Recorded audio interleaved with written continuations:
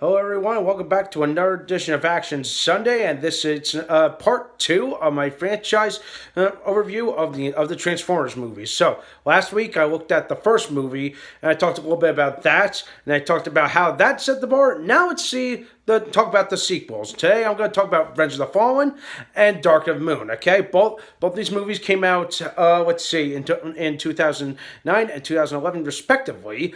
But of course, did they live up to the hype? Well, let's see. At first glance, Revenge of the Fallen, I'm going to say this right now, does not hold up. All right, I tried rewatching it. It really does not hold up. Again, when Shia LaBeouf's erratic acting, he's hamming up way too much. The story is pathetic and atrocious. There's the things that don't add up. The whole Fallen, which is essentially just a race that that crashed on Earth centuries ago, and they've been hiding in plain sight all this time. Oh, let's say, in Egypt. There we go. That's the one big takeaway from this. Yeah, I apologize for the voice, but anyway.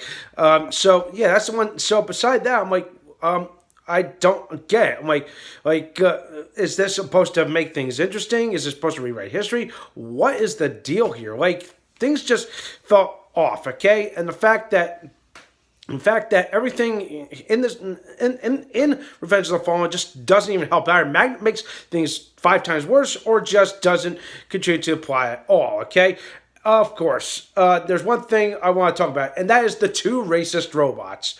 Oh my God, how low can you go when creating this movie? And how low can you go to bring these two typical Transformers? You know which two I'm talking about. I don't want to mention them out loud because just mentioning it is probably making my throat act up. All right, so yeah, I just couldn't believe it. But I will say the craziness, the overaction that is just there, but it just doesn't help to the plot at all. It makes no damn sense. Megan Fox is once again an empty vessel, and seriously, there was a whole lot of promise for a sequel, and to me, this just fell flat on its face.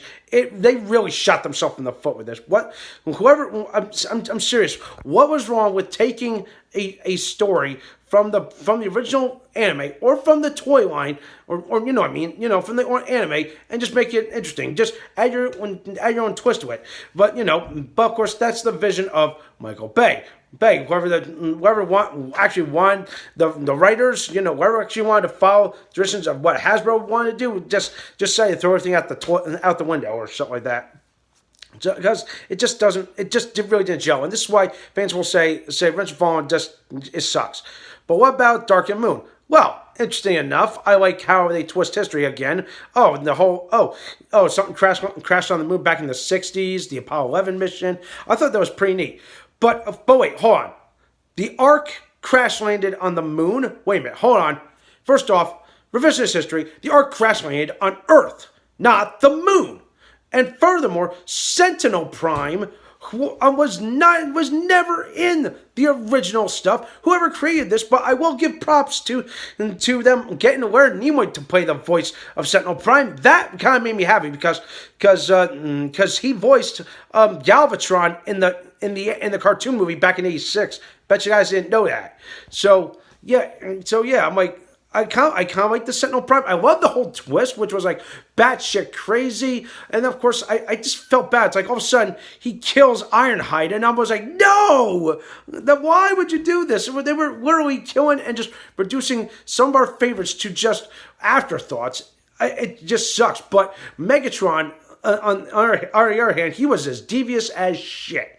But then, of course, now comes something interesting. So somehow, through it all, it boils down to okay, who's the real villain? It turns out I love the kind of shock ending near the end of it. It was real good.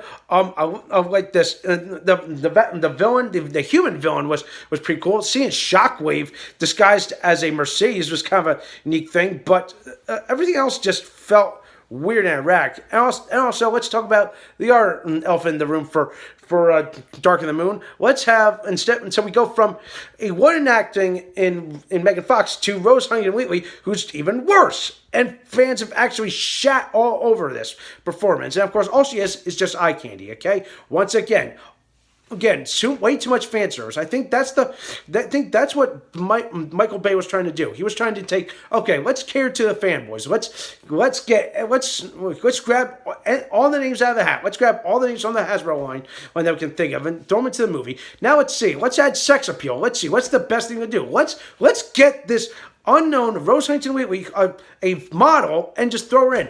Not cool. I didn't like it. Wasn't what so bit. Like, why would you do this? It's literally just like I said. You're taken away from the whole Transformers lore.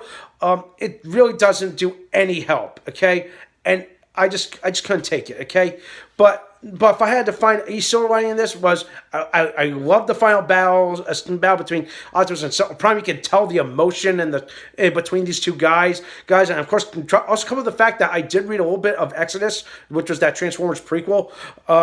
So to kind of understand this whole thing between him and Sentinel, so you could tell it's a very interesting relationship, and of course the whole twist was kind of like an interesting wrinkle. I'm like.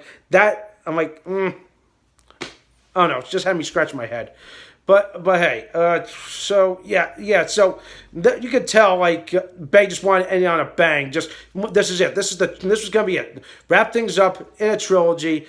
Have this ultimate showdown in New York. No, not New York. In Chicago. I almost said New York. My bad. But you get my point. It was really good. I kind of liked it, but I felt like I was expecting more. I think like if they put a little more effort into this, we could have had a solid sequel and just say that's it. 3 movies, 3-movie deal. We're done. Cut, wrap, put it on the Ark, ship it into space, and just say that's it. But yeah, so. Between these two, I have no idea which one was more unbearable. Revenge of the Fallen, I'm gonna give Revenge of the Fallen a 3. I'm gonna give Dark of the Moon maybe a 5. That's as best I can do. Okay, because I was thinking of bringing it a little lower, but I'm like, there is some sort of line to that, but it's far better in my opinion to Revenge of the Fallen. All right, so I want to hear your thoughts, okay? I may be wrong about this. Maybe you guys know a little bit more about what the hell the deal is with these 2 movies. But hey, if you like these Transformers movies, give them a watch, all right? So that does it for this week. Let me know what you think. Thumbs up the video, subscribe to my channel, and stay tuned for part 3 of my Transformers franchise review.